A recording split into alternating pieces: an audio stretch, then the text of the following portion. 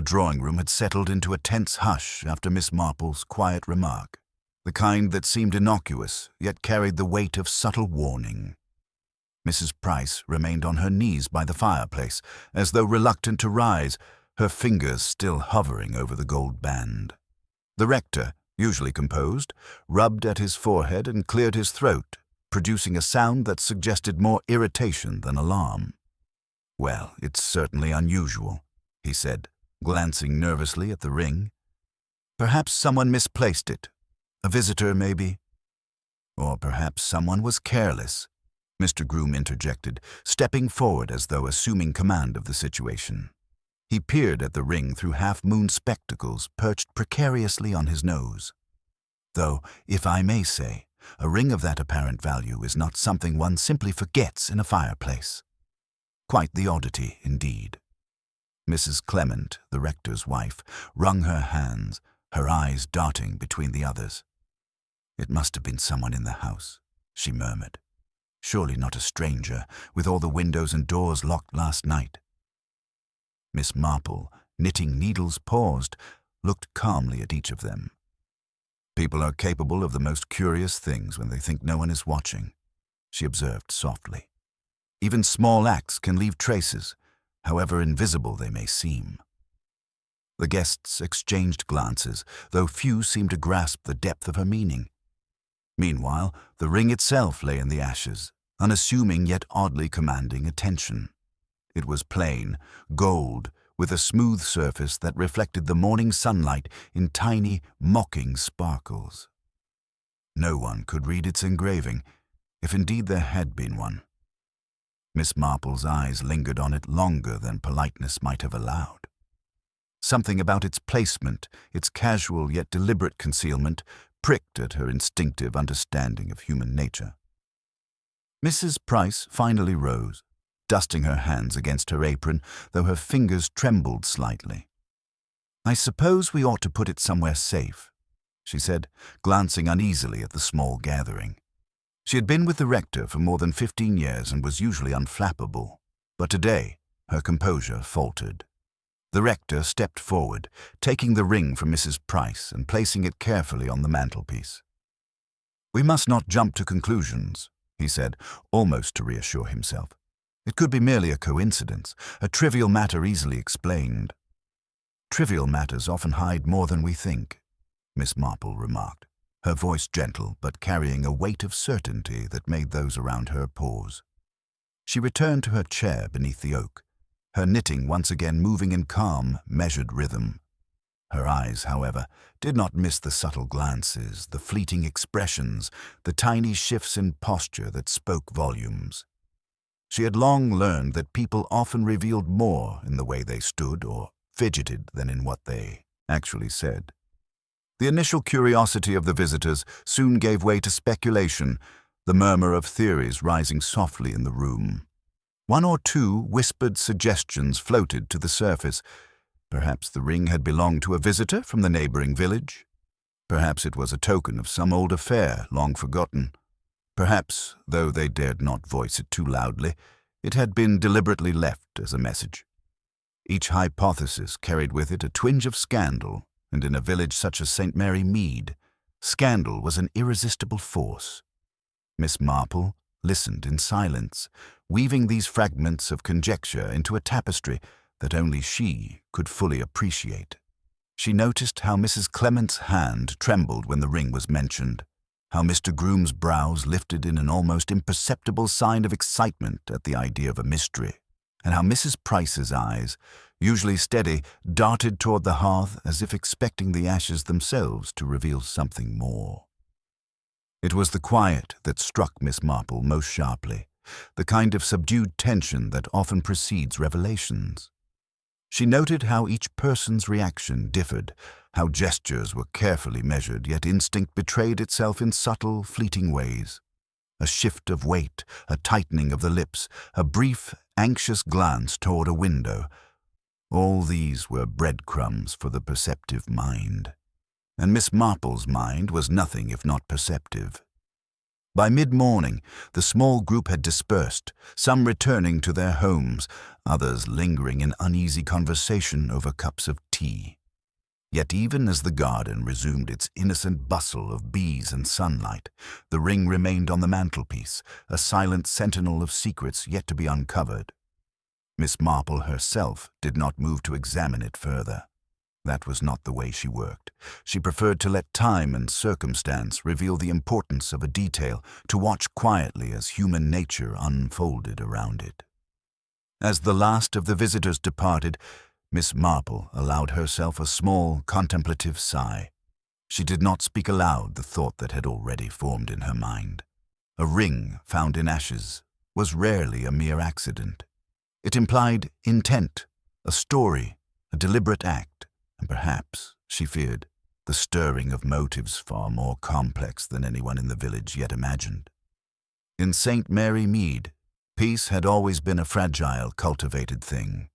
And now, with the discovery of a small, seemingly innocuous gold ring, the first thread of disturbance had been cast. Miss Marple, as ever, would wait patiently, watch carefully, and, in her own quiet way, unravel the mystery that had begun in the most ordinary of settings, but promised to reveal the extraordinary intricacies of human behavior. By the following morning, the small village of St. Mary Mead had been subtly altered. Though the sun rose as it always did, painting the lanes with soft gold, the inhabitants went about their routines with a new edge of curiosity and perhaps a hint of unease. Word of the mysterious ring in the rector's fireplace had spread like wildfire, though filtered through the peculiar lens of village conversation, which always carried a blend of conjecture, moral judgment, and a desire to amuse oneself at another's expense. Mrs. Price, despite her steady composure, found herself the reluctant focal point of the rumor mill. In the post office, as she collected letters and parcels, neighbors leaned in conspiratorially, whispering about the ring.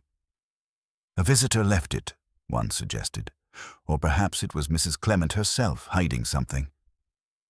Mrs. Price frowned at the insinuation, but said nothing, her hands gripping the letters so tightly that the paper creased under her fingers. Miss Marple, who had come to fetch a parcel for herself, observed the interaction with quiet interest, noting the twitch of Mrs. Price's lips, the slight narrowing of her eyes, and the careful avoidance of direct eye contact with anyone in particular. These tiny movements, she understood, were often more revealing than any overt statement. Meanwhile, in the village tea shop, the topic was approached with a blend of indignation and excitement.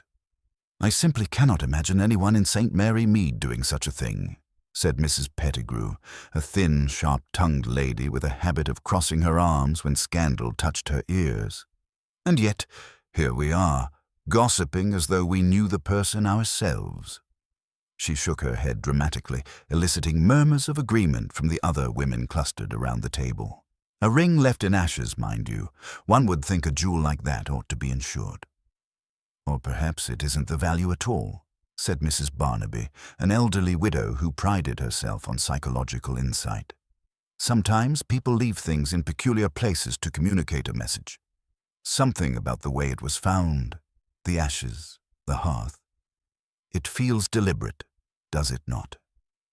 Her voice, though soft, carried conviction, and several of the younger women nodded as though this explanation lent dignity to their idle curiosity. Miss Marple, sitting in a quiet corner of the shop, did not speak. She sipped her tea with gentle precision, letting the conversations wash over her like threads of a delicate tapestry. She noticed the subtle changes in tone, the variations in pitch when certain names were mentioned, and, most important of all, the glances exchanged between people who thought themselves discreet. Villagers, she reflected, could be profoundly revealing when they believed no one was paying careful attention. Back at the rectory, Mr. Groom had taken it upon himself to examine the drawing-room more closely. He had convinced the rector that a professional opinion might illuminate the matter, though Miss Marple suspected it was more a case of Mr. Groom's own desire for importance than genuine investigation. "Curious placement," he murmured, kneeling beside the hearth, fingered spectacles, perched at a precarious angle. One would think it had been placed there after the fire was banked and left to remain unnoticed. Yet why? To mislead, to conceal. He frowned thoughtfully, though his thoughts seemed less analytical than performative. Mrs. Clement, meanwhile, busied herself with domestic arrangements, though her mind clearly lingered on the incident. Miss Marple noticed the subtle tightness in her jaw, the careful avoidance of the hearth, and the faint redness at the temples, as if worry and irritation were vying for dominance. "People often hide more than they realize," Miss Marple murmured to herself as she straightened her knitting. "And what is hidden can have a tendency to surface at the most inconvenient times." By late afternoon, the rector had called an impromptu meeting, inviting a few of the closer neighbors to discuss the matter, an effort, he insisted, to restore calm and propriety. The group gathered in the sunny drawing-room once more, the gold ring still innocuously glinting on the mantelpiece. Each attendee, conscious of social decorum, attempted to appear unaffected while betraying their own interest through involuntary signs, a finger drumming lightly on a chair arm, a foot tapping beneath a table, the occasional raised eyebrow at another's comment. Miss Marple watched quietly from her chair by the window, her knitting needles clicking softly. She paid careful attention to these gestures, understanding that a person's nervous habits often carried more truth than their words. One by one, theories were proposed and dismissed. Mr. Groom offered the possibility of theft, though no other valuables were missing. Mrs. Pettigrew suggested the ring might have been deliberately left as a moral warning, perhaps for a young couple secretly involved in a romance. Others whispered of ancient grudges resurfacing, of old family secrets now seeking daylight. And all the while, the ring remained, shining faintly, patient as the village's intrigue built around it. Miss Marple, finally speaking, did so with her characteristic gentle authority. "We cannot know the significance of a small thing like this until we understand the people involved. A ring is rarely just a ring, and ashes are rarely merely ashes. There is a story here, though it will not reveal itself in haste." Her words, calm and measured, produced a subtle effect. A quiet pause as the villagers reflected on their own assumptions and hesitations, realizing that perhaps the mystery was deeper than they had imagined. And so, in the tranquil yet now subtly restless village of St. Mary Mead, life carried on outwardly as usual, though beneath the surface, the gears of curiosity, suspicion, and human foibles had begun to turn. Miss Marple, ever patient, understood that a day's chatter, a glance, or a tremor of the hand could prove as revealing as any confession, and she intended to watch, wait, and piece together the narrative that the gold ring had, quietly, begun to write. As the days passed, Miss Marple found herself increasingly drawn into the quiet stirrings of the village, though no one suspected the subtle scrutiny she applied to every glance, every gesture. She had returned to her small, tidy home at the edge of St. Mary Mead, but her mind remained in the rectory's drawing-room, where the gold ring had quietly disrupted the village's equilibrium. In the mornings, she wandered through the familiar lanes, greeting neighbors with gentle smiles and nods, all the while observing their behaviors with the same meticulous care she applied to her knitting. There was something in the rhythm of daily life, the way people carried themselves, the slight hesitations in speech, the unintentional revelations in casual movements, that often told more than words could. The rector himself had grown restless, his usual mild demeanor edged with subtle worry. He made excuses to visit Miss Marple under the pretext of seeking advice on village matters, though it was evident that his thoughts continually returned to the ring. "It is curious, Jane," he said one afternoon, seating himself beside her on the garden bench. "I cannot shake the feeling that it signifies more than mere accident. One does not simply find a ring in ashes after all." Miss Marple, adjusting her shawl, replied gently, "Accidents rarely tell stories. People do, however, often speak through what they leave behind, whether consciously or unconsciously. It is always worth observing not only the things themselves, but the reactions they provoke. She paused, her eyes soft yet penetrating. And reactions, my dear, are seldom entirely truthful. In the village, conversation about the ring had reached a quiet but persistent hum. At the grocer's shop, Mrs. Pettigrew and Mrs. Barnaby had resumed their customary morning gatherings, exchanging theories in low tones that nonetheless carried far enough for others to overhear. "I've been thinking," Mrs. Pettigrew said, lowering her voice as she leaned closer to her friend, "that it might be a warning to someone in the household, perhaps someone who has acted unwisely or in secret. It is the sort of thing one leaves when one wishes to remind another of consequences." "Perhaps," Mrs. Barnaby agreed, "though it could also be a test. People sometimes do strange things to gauge reactions. I wonder how each person in the rectory behaves when the matter is mentioned. Observe closely, people rarely lie without revealing themselves in some manner." Miss Marple heard no mention of herself, yet her presence in the shop, quietly choosing fresh vegetables, allowed her to note the subtle glances exchanged, the quick shifts of attention whenever a newcomer passed by. She knew, with an unspoken certainty, that the ring had touched nerves far more delicate than mere curiosity. Its arrival was no trivial matter, and someone, somewhere, must have had reason to place it there. That evening, she called on Mrs. Price at the rectory under the pretext of collecting a small parcel of handkerchiefs she had left the previous week. The housekeeper, still unsettled, greeted her with polite formality, though her hands shook slightly as she carried a tray of tea. "I do hope I am not intruding, Miss Marple," she said, carefully setting down the teacups. "It is just that the whole thing has left me a little distracted. One cannot help but wonder if there is more behind it than we see." Miss Marple smiled, offering her calmest assurance. "Curiosity, Mrs. Price, often acts as both companion and teacher. It is quite natural that you feel unsettled, and yet the answers, when they arrive, rarely do so in a manner that startles. They come usually from the simplest observations, small gestures, unguarded words, tiny inconsistencies." Mrs. Price nodded, pouring a second cup of tea, her gaze drifting involuntarily toward the mantelpiece, where the ring still rested. Miss Marple's eyes followed hers, noting the subtle tension in her posture, the almost imperceptible tightening of the fingers. A minor detail, perhaps, but one that added another thread to the pattern forming quietly in her mind. As the week continued, the ring became a catalyst for unspoken anxieties throughout St. Mary Mead. Villagers visited one another with polite inquiries, often framing questions in casual tones, though their underlying motives were clear. "Did you hear of the ring?"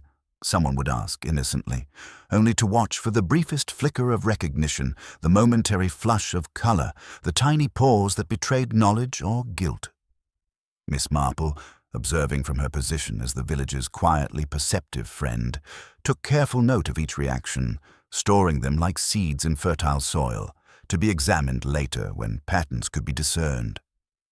She also spent time in her small drawing room at home, revisiting past village incidents in her mind. The petty rivalries, the old grudges, the delicate tensions that simmered just below the surface of polite society. In the light of these recollections, the ring's sudden appearance was no longer merely an object. It was a signifier, a signal that old grievances, hidden desires, or unspoken secrets had found their way into the present. People, she reflected, were seldom as innocent as they appeared, and a simple household object could, if observed carefully, illuminate truths far deeper than one might expect. By the weekend, the first genuine nervousness began to appear. Conversations stumbled, glances lingered too long, and subtle questions began to probe motives and relationships. Miss Marple, knitting calmly in her favorite chair, noted it all with quiet satisfaction.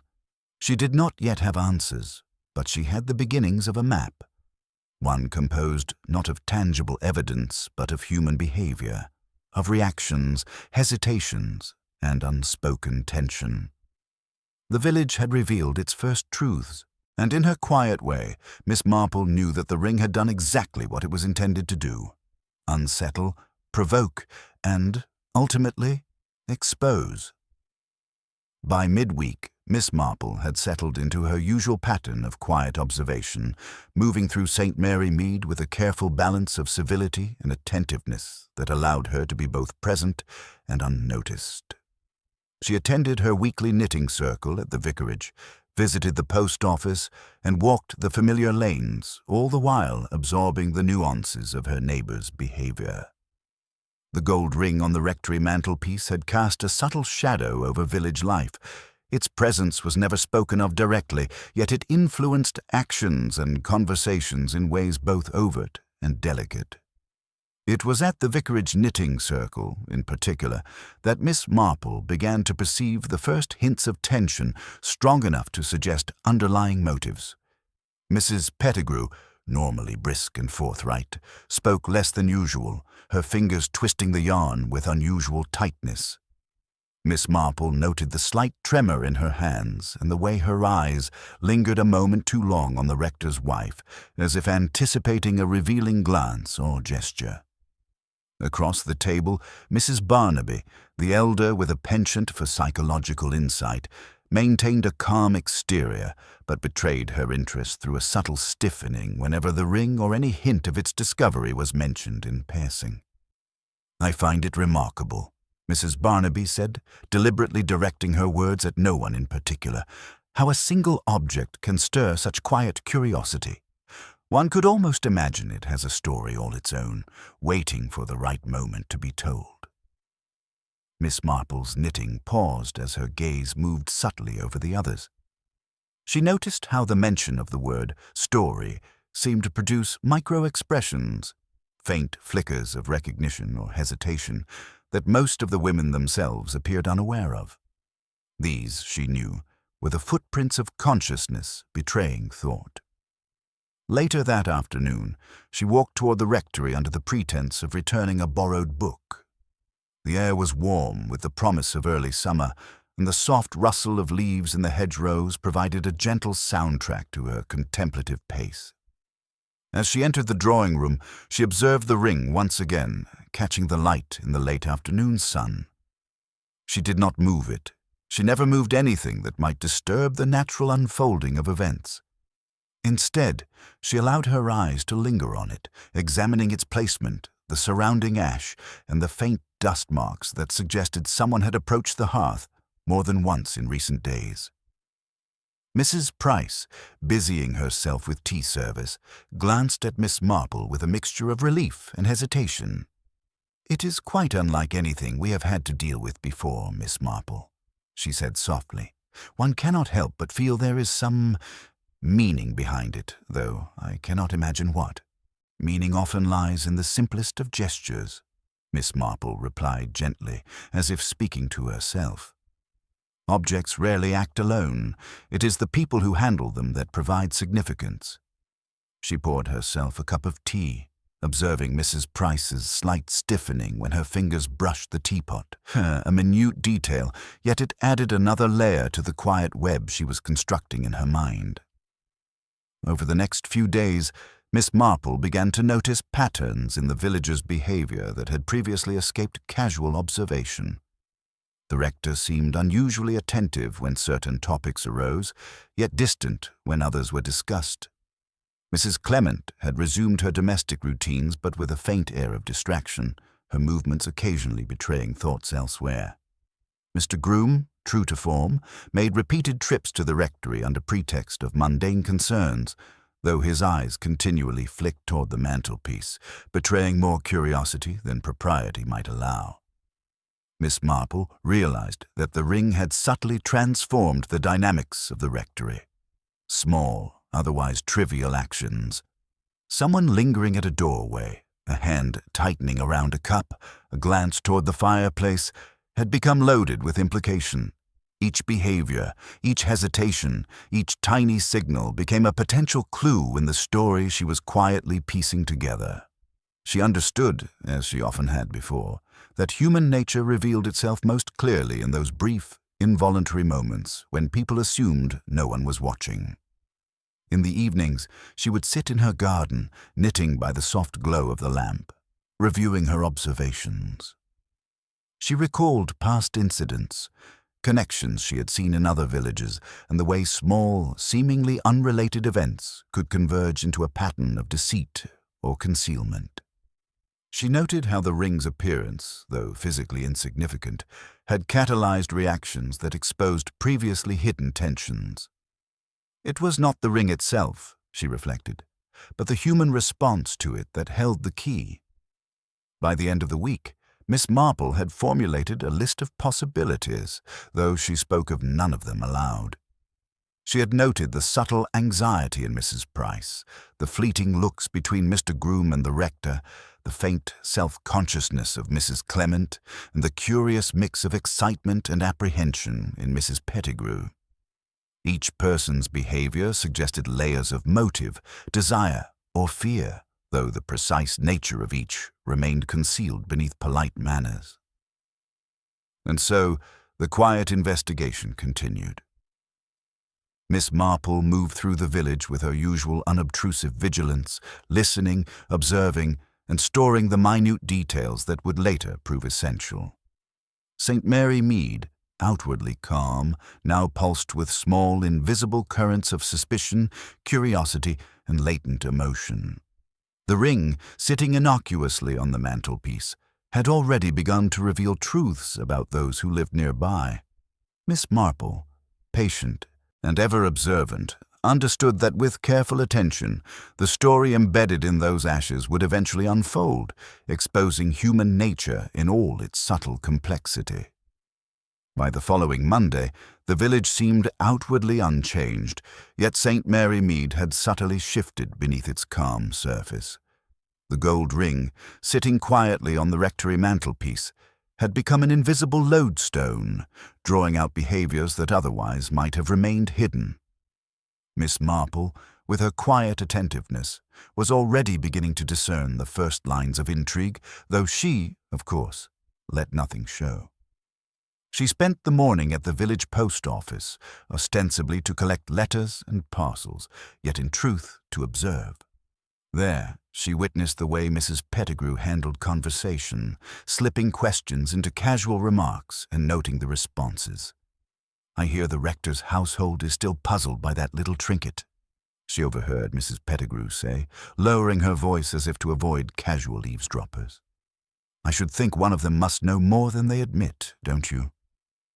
A young woman, recently arrived in the village and employed at the grocer's, shifted uneasily, glancing toward the counter where the rector's wife often purchased her groceries. Miss Marple caught the slight hesitation, the nearly imperceptible pause before she replied. There was something in the timing, the flicker of unease, that spoke louder than any words. Human nature, as Miss Marple knew, seldom concealed itself entirely. It merely softened its edges, leaving hints for the observant. Later that afternoon, she called at the rectory under the guise of returning a borrowed book, though in truth she wished to witness the household dynamics firsthand.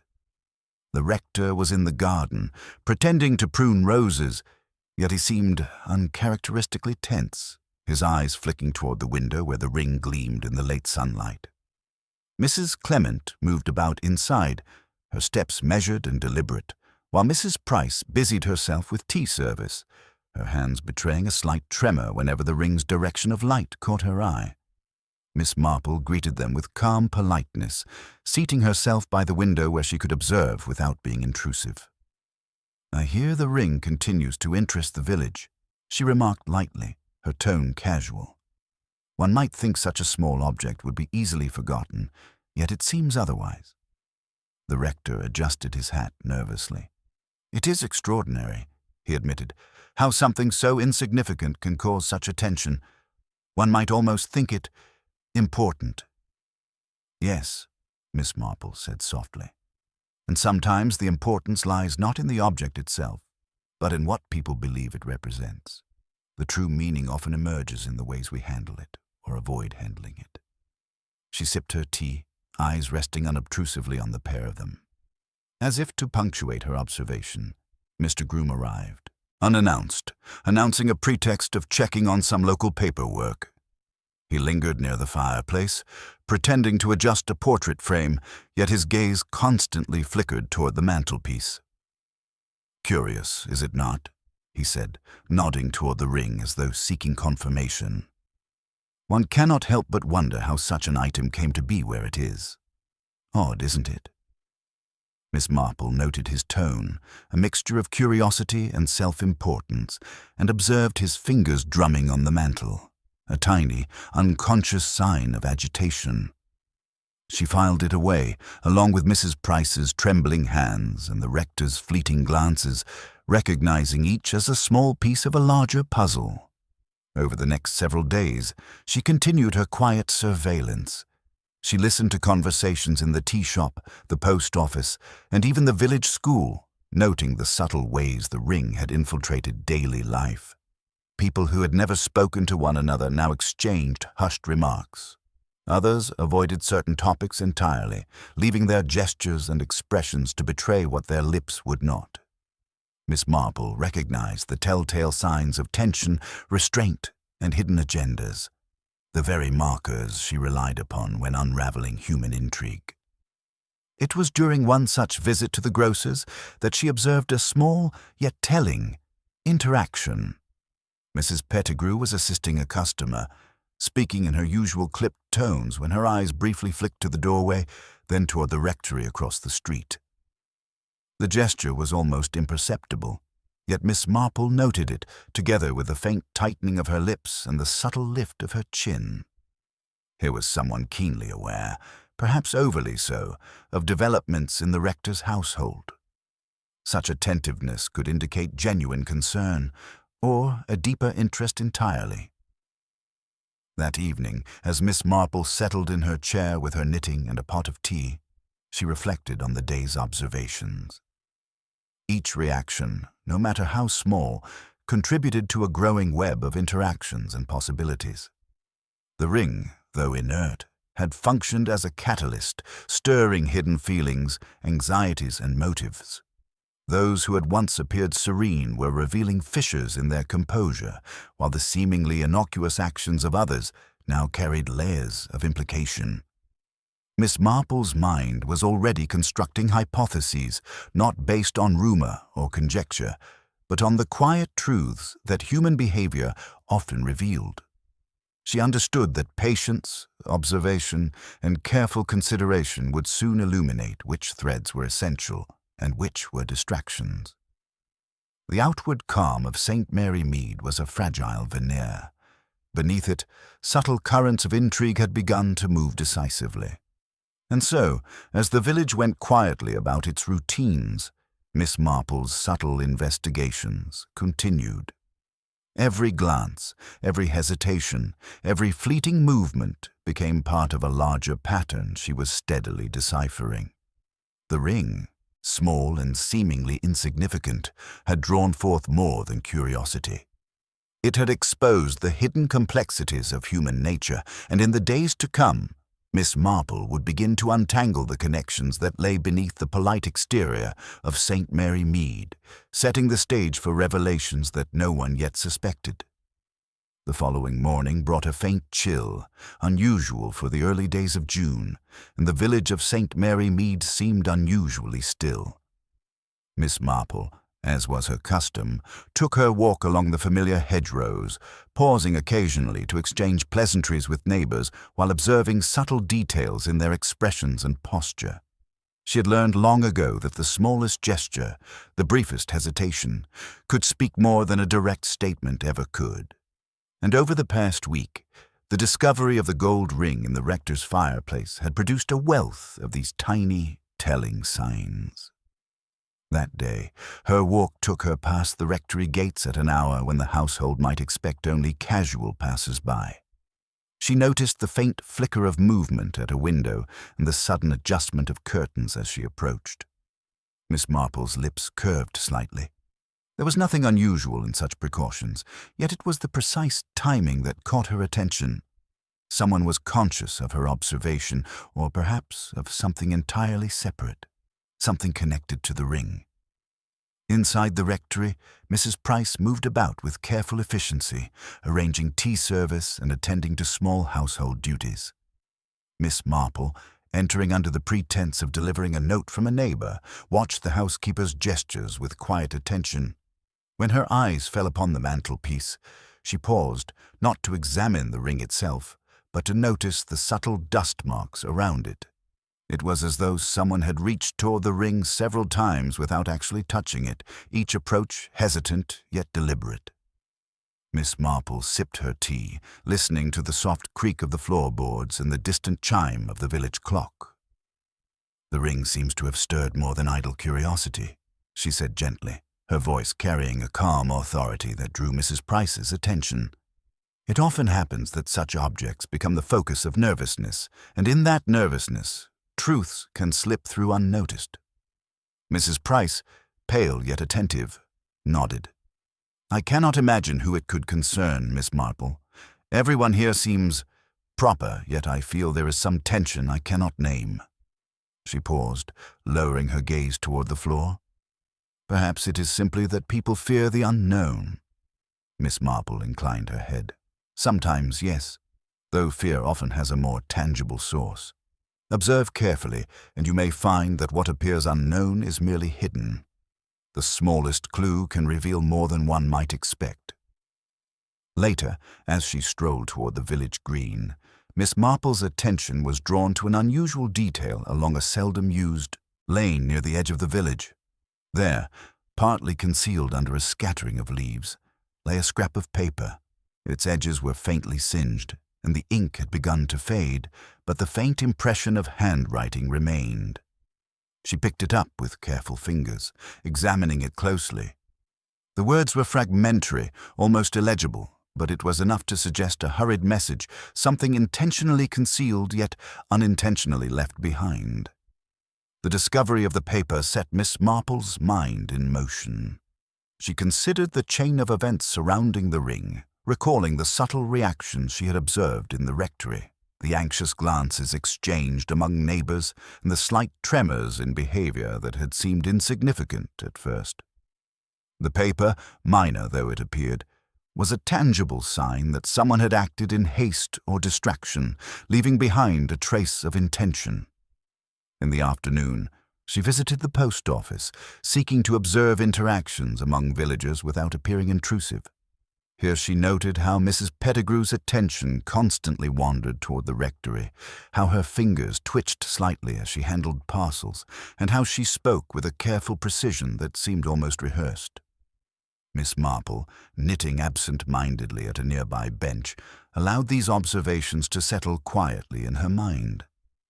The details were inconspicuous in isolation, but together they began to form a pattern that suggested more than casual curiosity.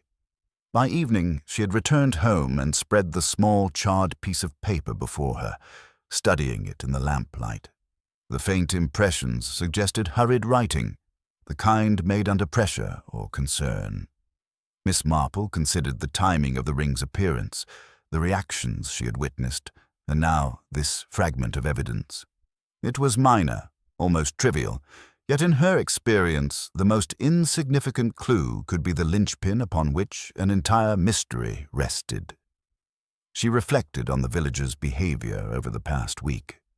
The nervous pacing of Mr. Groom, the subtle tension in Mrs. Clement's movements, the glances Mrs. Pettigrew exchanged with passers-by, and Mrs. Price's tentative interactions with the household. Each detail, Miss Marple realized, was a thread in a web that someone had begun to weave around the discovery of the ring. The small piece of paper confirmed what her intuition had suggested. There was intent behind the object's placement, and that intent carried a story that had not yet fully revealed itself. As night fell over St. Mary Mead, the quiet streets and softly lit windows belied the undercurrent of tension and concealed truths. Miss Marple, sitting by her lamp with knitting in hand, contemplated the day's revelations. The fragment of paper, the reactions of the rectory's household, and the subtle behaviors of her neighbors all pointed toward a concealed motive, an intention masked by ordinary appearances. She understood that patience would be required, that further observation and careful timing would be necessary to draw out the person behind the deception. And so, with the ring still resting on the rectory mantelpiece, seemingly innocuous, and the tiny piece of paper in her possession, Miss Marple felt the quiet satisfaction of progress. It was a small discovery, easily overlooked by anyone else. Yet to her, it was the beginning of a thread that might unravel the entire mystery, revealing motives, fears, and the hidden truth that lay beneath St. Mary Mead's tranquil surface. By the following week, the subtle tension that had begun to thread through St. Mary Mead had become more pronounced, though outwardly life continued with the village's customary civility. Miss Marple moved about with her usual unobtrusive diligence, observing interactions, listening to half-spoken remarks, and noting gestures that might otherwise have seemed inconsequential. The gold ring on the rectory mantelpiece remained undisturbed, yet it had already begun to serve as a catalyst, stirring hidden feelings and unearthing the delicate fractures that lay beneath polite appearances. It was during a quiet afternoon visit to the rectory that Miss Marple first noticed the depth of the household's unease. Mrs. Clement was arranging fresh flowers in the drawing-room, her movements precise and deliberate, yet her eyes continually flickered toward the mantelpiece. The ring caught the sunlight in the corner of the window, and for a moment she hesitated with the vase in her hand, almost as if awaiting an expected response from someone who might not appear. Miss Marple, seated nearby with her knitting, observed this hesitation with quiet attention. A minor gesture, yet revealing, the air of pretense did not mask the nervous energy beneath. Mrs. Price, tending to tea, was equally revealing in her own restrained way. Her hands, steady at first glance, betrayed a slight tension whenever the ring was mentioned by the rector, who had returned from the garden with a mild frown. He moved carefully, choosing his words as though measuring each for propriety and effect. Miss Marple noted the interplay between them, the subtle exchange of glances, the almost imperceptible adjustment of posture, the minuscule pauses in conversation that revealed more than any overt statement could. Later, Miss Marple took a slow walk to the post office, a routine visit that allowed her to observe villagers in their natural patterns. There, Mrs. Pettigrew was engaged in her usual tasks, yet something about her attention seemed sharper than customary. She watched passers-by with a meticulous precision, her head tilting slightly at each unexpected sound, her hands fidgeting with small items behind the counter. Miss Marple, knitting silently on a bench nearby, noticed a fleeting look exchanged between Mrs. Pettigrew and a young school teacher who had recently arrived from the neighboring village. The glance was brief, almost imperceptible, yet it carried an air of unspoken communication. Back at the rectory in the early evening, Mr. Groom appeared unexpectedly, bringing with him an air of rehearsed nonchalance. He inquired about trivial matters, the village accounts, a minor dispute over the allotments, but his eyes repeatedly wandered toward the mantelpiece. Miss Marple noted his gestures, a subtle tapping of the fingers against the frame of a painting, the slight shift of weight from foot to foot, the brief inhalation before speaking, as though he were preparing a careful response to an imagined question. These, she understood, were the nuances of concealed concern, tiny behaviors that rarely escape the observant eye. Over tea, Mrs. Clement finally voiced what had long been simmering beneath her composed exterior. "It is extraordinary," she said, placing the delicate china cup down with careful precision, "how a small trinket can stir more unease than I should have thought possible. One cannot help but feel that it belongs to a story we do not yet know." Her voice wavered slightly, and her eyes darted to the mantelpiece before returning to Miss Marple. "Objects often carry meanings far beyond their material value," Miss Marple observed softly, her knitting needles pausing mid-stitch. "But it is the human response to those objects that truly matters. People reveal more in subtle ways than they do in words, and the smallest gesture can illuminate what is otherwise concealed." The rector, frowning slightly, leaned back in his chair. "I sometimes fear that curiosity has led us all into areas better left unexplored," he said. Yet even as he spoke, his fingers twitched nervously on the armrest, betraying the tension he attempted to conceal. Miss Marple, noting every minor detail, reflected on the fragment of paper she had discovered days earlier, partially charred and nearly illegible. Its existence, though minor, had become a pivot around which suspicion, fear, and hesitation had begun to gather. Each interaction she observed now, the fleeting glances, the slight shifts in posture, the anxious words chosen with care, added threads to the emerging web. She understood that the villagers were slowly revealing themselves, their secrets surfacing in the most delicate of manners. By twilight, the rectory had quieted once more, yet the undercurrent of tension remained palpable. Miss Marple lingered by the window, knitting and observing the faint golden light over the village streets. She noted that even the youngest children walked a little slower, speaking a little more cautiously, as if the atmosphere of unease had touched them too. It was a subtle reflection of the human instinct to sense danger or uncertainty, even when the source remained invisible. As the evening deepened, Miss Marple felt a quiet satisfaction. The first clues were beginning to align, not in loud, dramatic confessions, but in the understated, revealing behaviors of the villagers themselves. Each gesture, each hesitation, each micro-expression formed a language that only the perceptive could read, and Miss Marple, as ever, read it with patience and clarity. She understood that soon the seemingly ordinary inhabitants of St. Mary Mead would reveal more of their hidden selves, willingly or not, and the story behind the gold ring would begin to emerge, intricately bound to the behaviors, motives, and secrets she had so carefully observed. The following morning, the village of St. Mary Mead seemed to stir more cautiously than usual. The sun rose over the hedgerows, and the scent of blooming roses carried softly along the lanes, but beneath this ordinary veneer, a quiet tension pulsed. Miss Marple, making her customary early walk, noted the subtle changes in the villagers' demeanor. People moved with an awareness that had not been present before. Glances lingered just a moment longer, gestures were fractionally more measured, and conversations carried a faint undercurrent of unease. The gold ring on the rectory mantelpiece had become more than an object. It was a symbol, a silent messenger that had begun to reveal hidden currents of fear, curiosity, and perhaps guilt. As she passed the post office, she saw Mrs. Pettigrew arranging her wares with an almost obsessive attention to detail.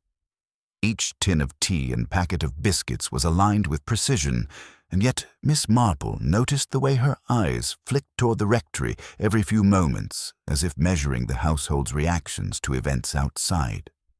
It was a subtle performance, carefully constructed, yet the tiny tremor in her hands betrayed a nervous anticipation she could not disguise.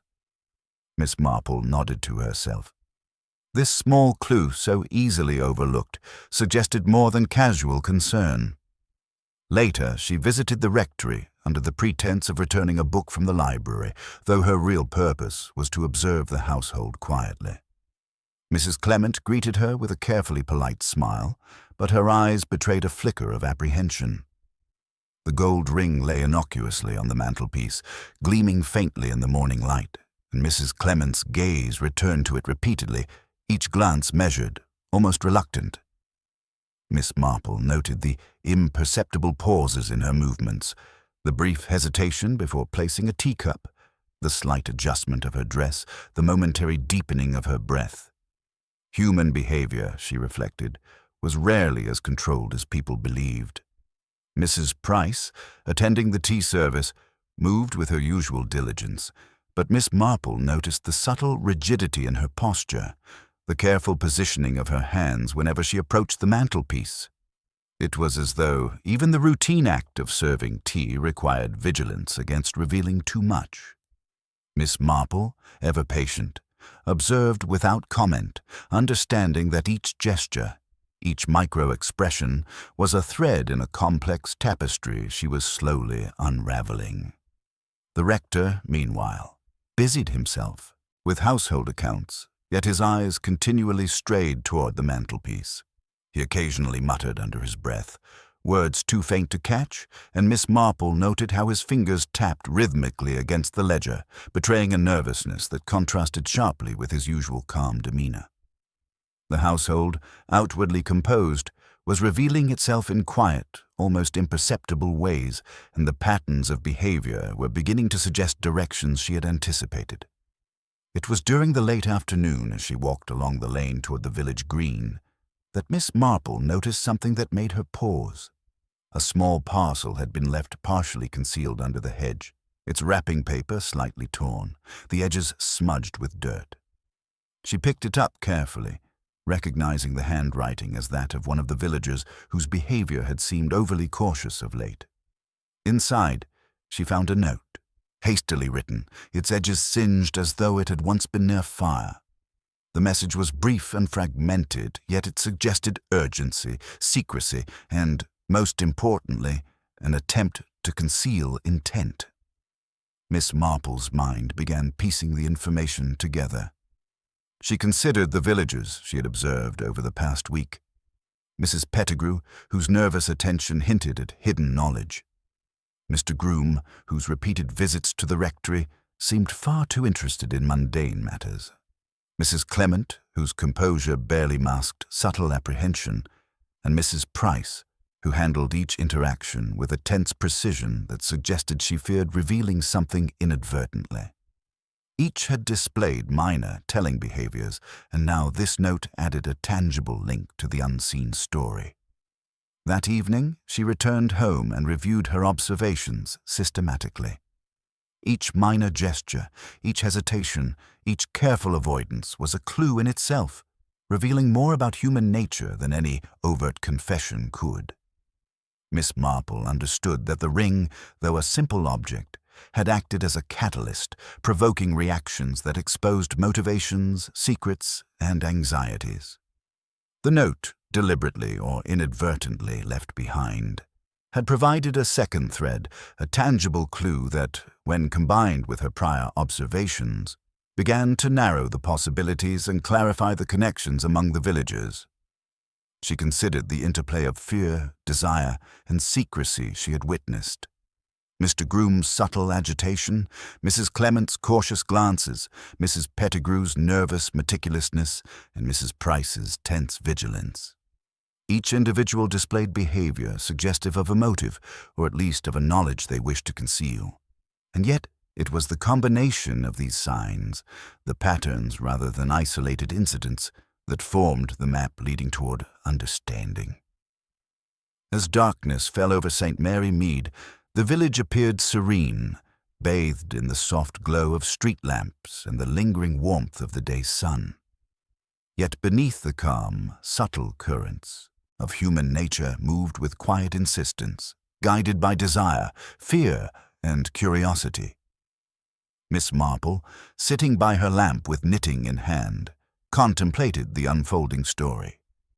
She understood that the threads she had begun to follow, the gestures, the notes, the glances, the hesitations, were converging toward a revelation, one that would soon expose the hidden motives and secrets that the gold ring had quietly illuminated. And so, the quiet investigation continued. Miss Marple, patient and meticulous, allowed events to unfold naturally, watching for the precise moment when the combination of subtle behaviors and minor clues would reveal the truth. St. Mary Mead, outwardly composed, remained a stage upon which human nature performed in its most telling ways, and Miss Marple, ever observant, was ready to discern the story that lay hidden beneath its ordinary surface. The next morning brought with it an unexpected disturbance that caused a ripple of unease throughout St. Mary Mead. The village, accustomed to the gentle rhythms of routine, was suddenly thrown into quiet alarm when a commotion arose near the rectory.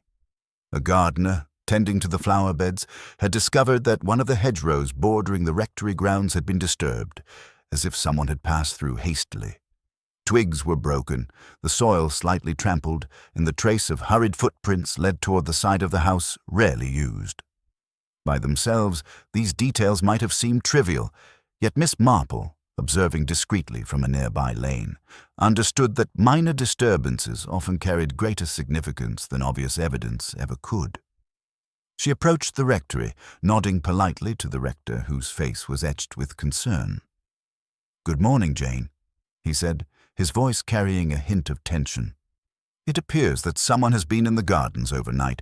Nothing was taken, as far as we can tell, but it is unsettling." Miss Marple, adjusting her hat, replied softly, "It is remarkable how ordinary spaces can become vessels of intent, Reverend. A simple passage through a garden can reveal as much as a conversation if one observes carefully. Have you noticed any other signs of unusual behavior?" The rector shook his head. "Not overtly, but it is curious that it occurred so soon after the discovery of the ring. I cannot imagine a connection, yet one cannot help but speculate." Inside the rectory, the household moved with subdued anxiety. Mrs. Clement, normally composed, busied herself with dusting and arranging flowers, yet her hands shook slightly when she reached for the vase. Miss Marple noticed the imperceptible tightening of her jaw as she paused near the mantelpiece, her eyes betraying a flicker of fear, almost as though the disturbance outside had echoed some hidden concern. Mrs. Price, meanwhile, moved with meticulous precision, offering tea in careful pours while casting furtive glances toward the window and the ring. It was during this subdued tea that Miss Marple first began to discern the deeper pattern emerging. The disturbance in the garden, while minor in itself, seemed to have stirred latent tensions within the rectory. Each person's response, from the subtle hesitation in speech to the unguarded gestures, revealed threads of anxiety, fear, or perhaps knowledge best left unspoken. Human behavior, she reflected, was never random, and the alignment of these subtle cues often pointed more directly to truth than any material evidence could. Later in the day, Miss Marple visited the village green under the pretense of casual observation, but in reality, she was piecing together the interactions she had witnessed over the past week. She noted Mr. Groom conversing with a neighbor in overly deliberate tones, his gestures slightly exaggerated, as if to convince not only the listener but himself. Mrs. Pettigrew appeared at the edge of the green, her eyes continually scanning toward the rectory, lips pressed in a faint line of concern. Even the young school teacher, normally reticent, seemed affected, pausing in conversation as though the events at the rectory had intruded upon her thoughts. By mid-afternoon, Miss Marple returned to the rectory for a quiet visit. As she entered the drawing-room, her gaze naturally fell upon the mantelpiece. The gold ring, innocuous as it seemed, had become a silent pivot around which nervous glances and subtle movements converged. Miss Marple observed Mrs. Clement adjusting the teacups with trembling hands, the slight hesitation betraying more than mere composure could conceal. The rector fidgeted with a stack of letters, his movements repetitive and anxious, while Mrs. Price arranged the tea service with painstaking care, each gesture revealing a need to maintain control. Miss Marple, knitting calmly in the corner, allowed the silence to deepen, understanding that observation in stillness often revealed more than questioning. The small disturbance outside, coupled with the reactions she had noted over the past days, was creating a lattice of subtle behaviors. Tiny clues that, when considered together, would form the framework of understanding. The village was revealing itself, not through words, but through mannerisms, pauses, and fleeting expressions that escaped casual notice. As evening approached, she walked through the lane where the earlier footprints had been found, tracing the path with quiet care. She noted the direction, the light impressions in the soil, and the slight disturbance of leaves and twigs, all suggesting a hurried passage. The marks were consistent with someone seeking secrecy, moving with caution but with purpose.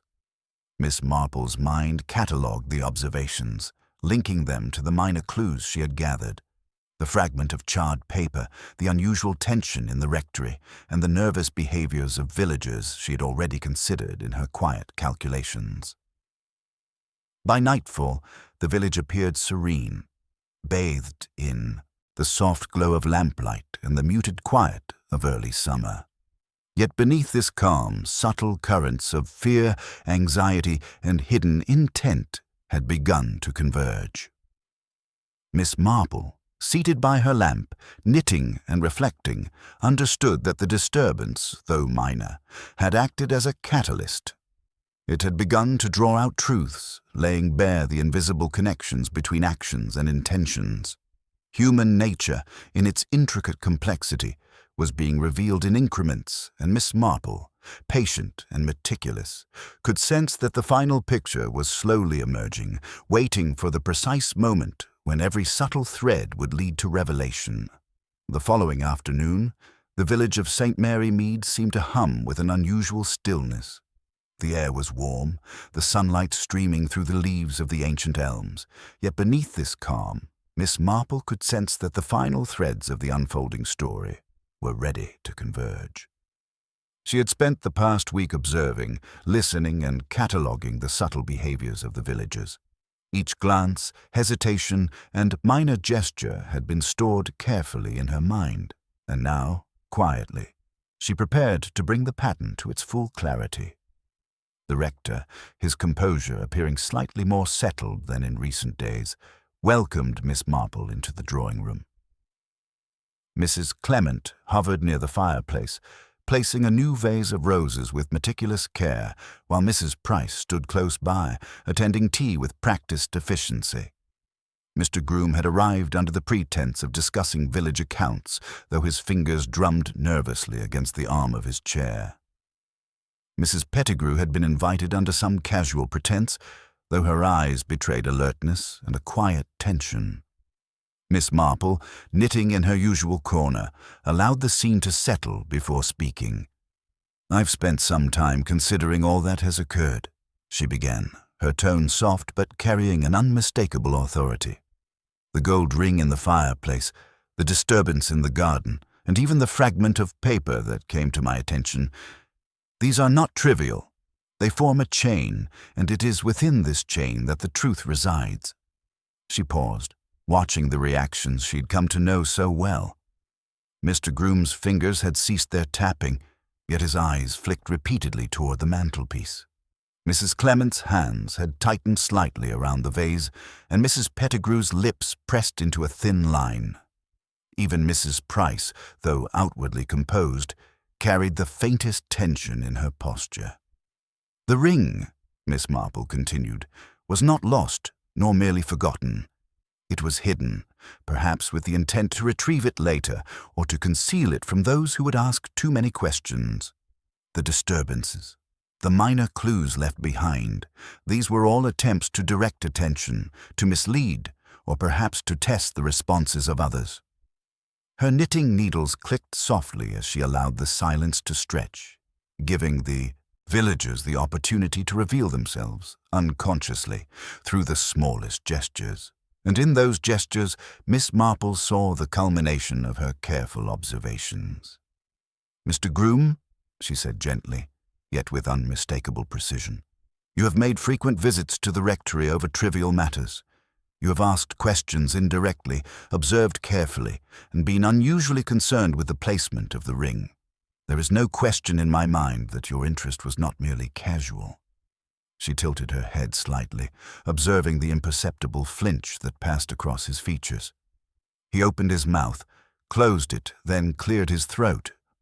I merely wished to ensure that nothing was amiss," he stammered. Miss Marple's gaze did not waver. And yet the disturbances in the garden, the charred fragment of paper, and the ring's placement all point to someone wishing to conceal their actions. The object of your curiosity, the ring, was never meant to be a simple ornament. It was a test, a signal, a piece of a plan you hoped would go unnoticed. Mrs. Clement's hand clutched the edge of the mantel. I cannot understand," she murmured, glancing at the ring as though it had suddenly grown larger in significance. Miss Marple nodded slowly. It is often the simplest object that reveals the most, and it is through the patterns of human behavior, not through direct evidence, that we discern truth. Mr. Groom, your anxiety, your rehearsed gestures, and your subtle attempts to misdirect were all observed by those who knew what to look for. The ring was never a mere trinket. It was the instrument of revelation. A tense silence followed. Mr. Groom's face reddened, his hands trembling slightly. He took a deep breath, then, as if admitting defeat not to accusation but to inevitability, confessed, I did intend to take the ring," he admitted. "It belonged to a relative, or so I thought, and I wished to secure it before anyone else discovered its value. I did not intend harm, but the disturbances, the notes, the careful steps, were meant to protect my secret until I could retrieve it quietly." Mrs. Pettigrew's hand went to her mouth in astonishment, while Mrs. Price let out a quiet sigh. Mrs. Clement simply lowered her gaze, the tension in her shoulders easing as the truth emerged. Miss Marple, knitting calmly, allowed the confession to settle. She had predicted it, of course, not from mere speculation, but from the accumulation of small behaviors, hesitations, and gestures over time. "The lesson," she said softly, "is that human nature reveals itself if one pays careful attention. Minor acts, seemingly inconsequential, carry the truth within them. The ring, the garden disturbance, the fragment of paper, all were threads that, when observed attentively, led to this moment. It is not the object, but the human response to it that uncovers hidden motives." The rector nodded slowly, relief mingling with residual concern. "It seems St. Mary Mead can now return to its usual calm," he said. Miss Marple, standing to leave, smiled gently.